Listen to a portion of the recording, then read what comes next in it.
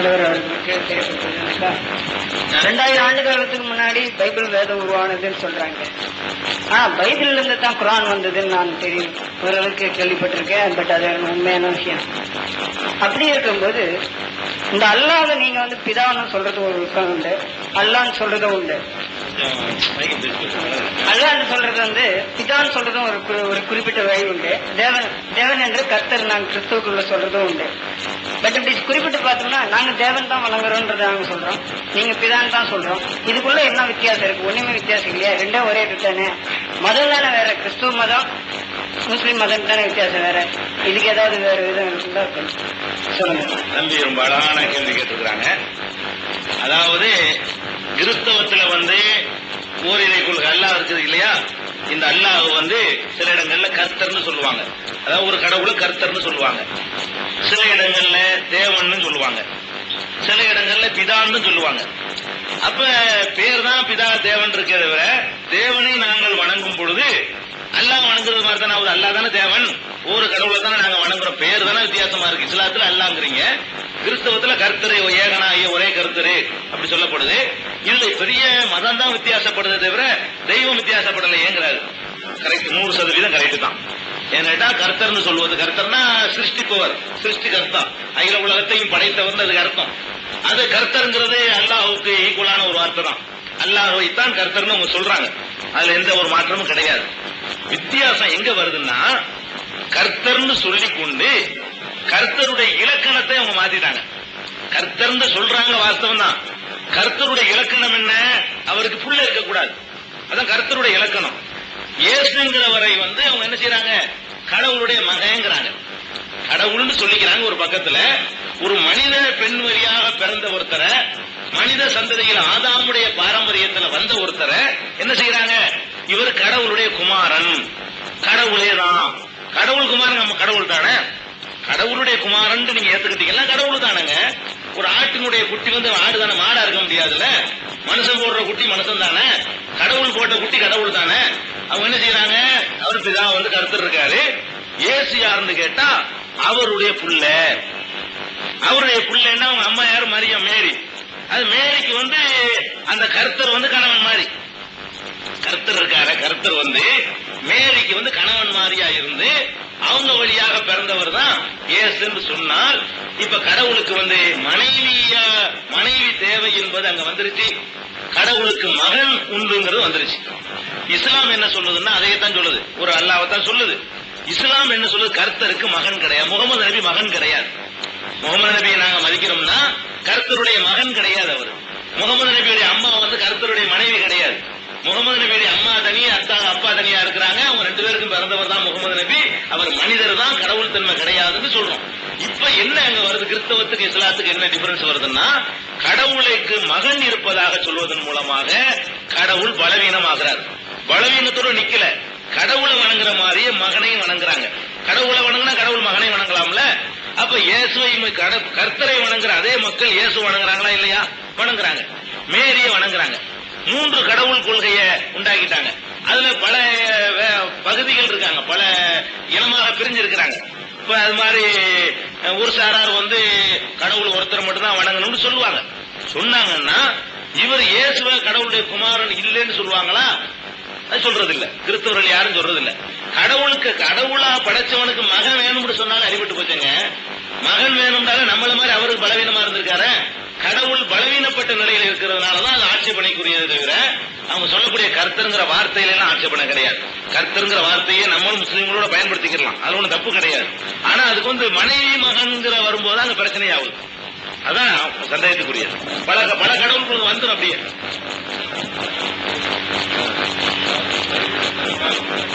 அதுல இன்னொன்னு கேட்டிருந்தாரு, பைபிள்ல இருந்துதான் குரான் வந்தது. ஏன்னா பைபிளுடைய வருஷம் 2000 கிபி 2000 தான் நடக்குது. கிறிஸ்துவுக்கு பிறகு உள்ள ஆண்டு 2000 ஆச்சு. 1997 2000 தானே. இஸ்லாம் 1400 சில்லற வருஷம் தான் ஆகுது. அப்ப இஸ்லாம் பிந்தி வந்திருக்கு, நபிகள் நாயகம் பிந்தி வந்திருக்கிறாங்க. பைபிள்ல இருந்துதான் இந்த குரான் வந்தது என்று சொல்லுகிறார்கள் என்று ஒரு கேள்வி கேட்கிறார். முந்தி வந்ததுல இருந்து பிந்தி குரான் வந்ததுனால அது காப்பின்னு சொல்ல முடியாது. என்னன்னு கேட்டா 2 காரணம். ஒண்ணு, நபிகள் நாயகத்துக்கு எழுத படிக்க தெரியாது. அரபு மொழி பேச மட்டும் தெரியும். அதனால விளங்கிக்கணும். அரபு மொழி தெரியும், பேசத்தான் தெரியும். அவர் எங்கேயுமே படிச்சவர் கிடையாது, எழுதவும் தெரியாது அவருக்கு. அந்த மாதிரியான ஒரு தாய் தந்தை எல்லாம் இழந்து அனாதையா வளர்க்கப்பட்டவர். அதனால அந்த அறிவு உங்களுக்கு கொடுக்கப்படல. இந்த சமுதாயத்துக்கு அது மாதிரியா தெரியாது. அரபு மொழியே தாளம் போடக்கூடிய நிலையில இந்த பைபிள் என்பது அப்போதெல்லாம் அரபு மொழியில மொழிபெயர்க்கப்படல. பிற்காலத்துல பிரிட்டிஷார் கையில இந்த சாம்ராஜ்யம் எல்லாம் வந்த பிறகு, காசு ஒழிச்ச பிறகுதான் எல்லா மொழிகள்லையும் அது மொழிபெயர்க்கப்பட்ட ஆரம்பிச்சு. தவிர அதுக்கு முன்னாடி லத்தீன்ல தான் என்ன செஞ்சு அந்த பைபிள் இருந்தது. எபிரேய மொழியில இருந்திருக்குது, ஹிப்ரு மொழியில, ஹிப்ருன்னு சொல்றாங்க இல்லையா, அதுல இருந்திருக்குது. அந்த மொழியில இருந்த பைபிளை போய் இவர் போய் படிச்சுட்டு வர்ற அளவுக்கு என்ன இல்ல, இவருக்கு நெருக்கத்தை விட முரண்பாடு தான் அதிகம் இருக்குது. பைபிளையும் குரானை எடுத்து பாத்தீங்கன்னா பைபிள்ல சொல்லப்பட்ட சில கருத்துக்களை இஸ்லாம் சொல்லி அதை மறுக்குது குரான். மறுக்கிறதுக்காக நீங்க சொல்லும் பொழுது காப்பின்னு சொல்ல முடியாது. உதாரணமா இந்திரா காந்தியை பத்தி ஒரு ஆளு ஒரு புத்தகம் எழுதியிருக்கிறார். பேச்சுக்கு உதாரணத்துக்காக வேண்டி அண்ணா பின்னாடி திட்டி ரொம்ப கேவலமா எழுதியிருக்கிறார். 1960 எழுதிவிட்டார். 70 நான் எழுதுறேன் ஒரு புத்தகம். இந்த மாதிரியாக இந்த புத்தகத்துல பக்கம் 18 சொல்லப்பட்டிருக்கிறது, அது தவறுன்னு நான் விமர்சிக்கிறேன். ஒரு ஆள் முந்தி எழுதின புத்தகத்துல இருந்து காப்பி அடிக்கப்பட்டுச்சு பாரா, காப்பி அடிக்கப்பட்டிருக்க மாட்டார். ஏன்னா அவர் குறை சொல்லி இருக்கிறாரு, நான் அந்த குறையை நிவர்த்திக்கிறதுக்காக பிந்தி எழுதுறேன். எழுதுறது பிந்தியா இருக்கிறதுனால முந்தி எழுதனுடைய காப்பின்னு நீங்க சொல்லக்கூடாது. எப்படி வித்தியாசப்படுதுன்னு கேட்டா, பைபிள்ல இயேசுவை தவிர எல்லாரையும் அவன் வேண்டு சொல்லப்படும். இயேசுக்கு ஒரு ஆள் தான் அவருங்க. சாலமோனுக்கு அவன் தான், ஆதாமுக்கு அவன் தான்.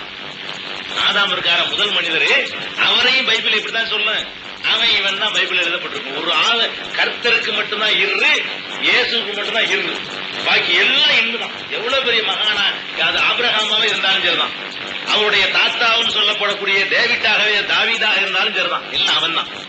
இப்ப பைபிள் என்ன பண்ணுதுன்னா, இயேசுவை உயர்த்துறவங்கிற பேர்ல அதுக்கு முந்தி வந்த நல்லவர்களை எல்லாம் ரொம்ப கொச்சையான கேவலமான வார்த்தைகளால விமர்சனம் பண்ணுது.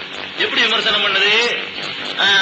பெத்த மகளோடவே ஒரு தீர்க்கதரிசி கூடி இருந்தாரு அப்படின்னு சொல்லி லோத்துங்கிற தீர்க்கதரிசியை பத்தி பேசும் பொழுது மகளோட சேர்ந்து கூடி வாழ்க்கை நடத்தினாராம், குழந்தை பெற்றார்னு சொல்லி அப்படி சொல்றது பைபிள்.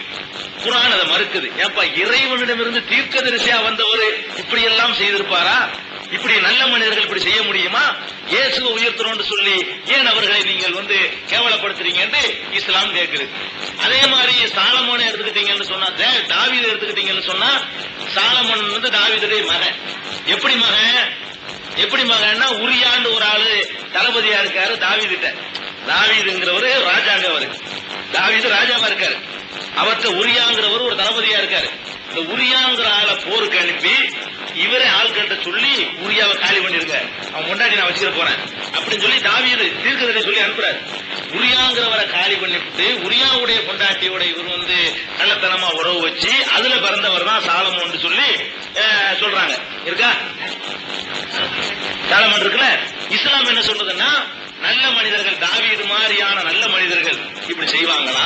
ஒரு பெண் மீது ஆசைப்பட்டு ஒரு நல்ல ஒரு போர் படை தளபதியை கொண்டு தனியா போருக்கு அனுப்பி அவங்க அதை வச்சு வெட்டி கொன்றா தாவீது நல்லவரா இருக்க முடியுமா? நல்ல மனிதர்கள் இப்படிலாம் செய்வாங்களான்னு இஸ்லாம் சொல்லுது. சாலமோன் குடிகாரரா இருந்தார்னு சொல்லி பைபிள் சொல்லுது. இஸ்லாம் என்ன சொல்லுது? அதை மறுக்குது. சாலமோன குடிகாரன்னு சொல்லாதீங்க, இது இல்ல இல்லங்கிற எடுத்து காட்டிடுவான். பைபிள் உங்களை விட எனக்கு நல்ல குர்ஆனை விட பைபிள்ல படிச்சிருக்கேன். அவனுக்குதான் குர்ஆனை படித்ததை விட பைபிள் நம்பர் எடுத்து காட்டிடுவேன். சாலமோனை பத்தி குர்ஆனை நான் பைபிள் இதுதான் பைபிள் புத்தகம் எழுதியிருக்கிறேன். குர்ஆனை விட ரொம்ப அதிகமா படிச்சது பைபிளை தான். நிறைய அலசுவேன். குர்ஆன் பைபிள்ல ஒண்ணு இல்லாத சொல்லவே மாட்டேன், இருக்கிறத எடுத்து காட்டிடுவாங்க. நான் சொல்லக்கூடிய பைபிள்ல இருக்குது. அதனால நிறைய செய்திகளை அது சொல்வது, பைபிள் சொல்வதற்கும் குர்ஆன் சொல்வதற்கும் நிறைய வித்தியாசம் இருக்கு. மறுக்குது, கொள்கையில மறுக்குது. அதாவது 3 கடவுள் சொல்லாதீர்கள் குர்ஆன் சொல்லுது, 3 கடவுள் கொள்கையை பைபிள் சொல்லுது. கொள்கையில என்ன இருக்குது? மறுக்கப்பட்டிருக்குது. ஈசா இயேசுடைய கடைசி காலம் என்ன? இறந்து கொல்லப்பட்டு பிறகு உயிர்த்து எழுந்தார்னு சொல்றாங்க. அதையே குர்ஆன் மறுக்குது. அப்ப பல விஷயங்கள்ல குர்ஆன் பைபிளோட முரண்படுறதா நீங்க பாக்குறீங்களே தவிர அதுல இருந்து எடுத்துருக்கிற மாதிரி நீங்க பார்க்கவே முடியாது. ஒரு உதாரணம் அதை பத்தி யாராவது கேட்கிறாரு, அதை ஒட்டி கேட்கறதுனால பைபிளே இருக்கிற ஒரு வார்த்தை என்னன்னாக்க, ஒருவன் மரண இல்லத்தில் அடையும் போது அவன் என் பிதாவிடத்தில் அடைய வேண்டும் என்றால் அவன் என்னை ஏற்றுக்கொண்டால் அவன் என் பிதாவிடத்தில் ஏற்றுக்கொள்வான் என்று வேதம் சொல்லுது. அதை பத்தி கருத்து நீங்க என்ன சொல்லுங்க. எப்படி ஒருவன் மரண இருக்கையில் அடையும் நேரத்திலே அவன் என்னை ஏற்றுக்கொண்டால் அவன் என் பிதாவிடத்திலே வந்து அடைவான் என்று வேதம் சொல்கிறது என்று கர்த்தர் சொல்கிறார். அதுக்கு என்ன சொல்றீங்க? அதாவது இயேசு என்ன சொன்னார் என்பதுல பைபிள் வந்து நிறைய அந்த சகோதரருக்கு மட்டும் கொடுக்குது. அவர் கிறிஸ்துவர், அவருக்கு நான் கேட்டது சொன்னதுக்கெல்லாம் அதுல ஆதாரம் இருக்கு. பாருங்களா, நான் பைபிள்ல உள்ளது வந்து பைபிளை ரிசர்ச் பண்ணி அது எழுதியிருக்கு முழுசா. நான் என்னென்ன சொல்லியிருக்கேன் அதுல ஆதாரம் இருக்கு, அதோட கூடுதலாக இருக்கு. குரான்ல இருந்து பைபிள்ல இருந்து குரான் எடுக்கப்படல, அவருடைய அன்பளிப்பா அவர் கொடுத்துருங்க, நம்ம அன்பளிப்பா இருக்கட்டும்.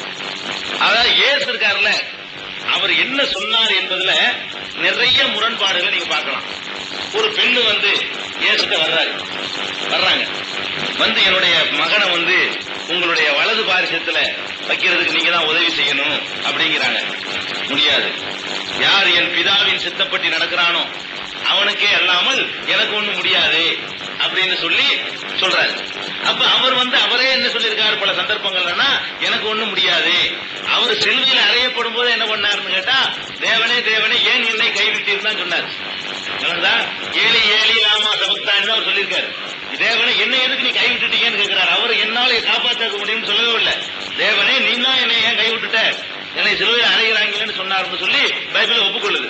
அப்ப இயேசு வந்து ஒரு கடவுளைத்தான் வணங்கணும்னு தான் அவர் சொன்னார். அவர் பேரை பயன்படுத்தி கொண்டு இந்த பவுலடிகள் என்ன செஞ்சாருன்னா, இயேசுவையே கடவுளாக்கி 3 கடவுள் கொள்கையை கொண்டா திரிச்சாரு. இயேசு நாங்க தப்பே சொல்லல. குரானை புரட்டி பாத்தீங்கன்னா, இயேசுவுக்கு நீங்கள் மாறு செய்யாதீர்கள் தான் குரான் சொல்லும். இயேசுவை மகா நல்ல மனிதராக நாங்கெல்லாம் நம்புறோம், இறை தூதராக நாங்க நம்புறோம். இயேசு விட்ட எந்த குறையும் கிடையாது. குழப்பம் எங்க வருதுன்னா, இயேசு சொல்லி காலமெல்லாம் அவர் சொன்னது வந்து ஒரு கடவுளை தான் சொன்னார். நபிகள் சொன்ன மாதிரியே ஒரு கடவுளை தான் சொன்னாரு. பரலோக ராஜ்யத்தினுடைய சாவி என் பிதாவுடைய கையில தான் இருக்குது, பிதாவின் சித்தத்துப்படி நடந்தா தான் வெற்றி அடைய முடியும், என்னையை திருப்திப்படுத்துறதுனால ஒண்ணும் முடியாதுன்னு சொல்லி காலமெல்லாம் அவர் போதனை பண்ணார். இந்த பவுலடிகள் அவருக்கு எதிரியா இருந்த பவுல் என்ன பண்றாரு, பிந்தி கிறிஸ்துவங்கிறத உண்டாக்கி வச்சுக்கிட்டு அவர் வந்து இந்த கருத்துக்களை திணிக்கிறார். இயேசுவே கடவுள் மாதிரி ஆக்கி இயேசுவே அவரை புகழ்ந்து சொல்லிக்கிட்ட மாதிரியான போதனைகள்லாம் கலந்து விட்டுருக்கிறார். அதான் எங்களுக்கு கருத்து வேறுபாடா தவிர, இயேசுவை பற்றி ரொம்ப நபிகள் நாயகம் மாதிரியே அவங்க நாங்க மதிக்கிறோம். அவங்களும் ஒரு இறை தூதர், அதுல எந்த சந்தேகம்